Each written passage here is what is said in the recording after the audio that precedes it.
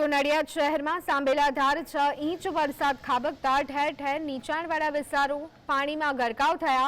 ભારે વરસાદની આગાહીના પગલે તંત્ર એલર્ટ મોડ પર જોવા મળ્યું।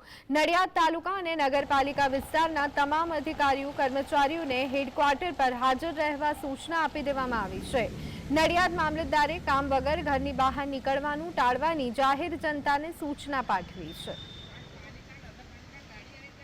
વરસાદ નડિયાદ શહેરમાં જે પડી રહ્યો છે એને કારણે લગભગ 7 ઇંચ જેવો વરસાદ થયો છે। હાલ એને કારણે નીચાણવાળા જે વિસ્તારો છે એમાં નડિયાદ શહેરમાં પાણી ભરાયેલા છે, પણ પાણીનો પણ સતત નિકાલ થઈ રહ્યો છે, કારણ કે નડિયાદ નગરપાલિકા દ્વારા સ્ટ્રોંગ વોટર ડ્રેનના ચોક્કસપણે ખૂબ જ સારી રીતે સફાઈ કરવામાં આવેલી।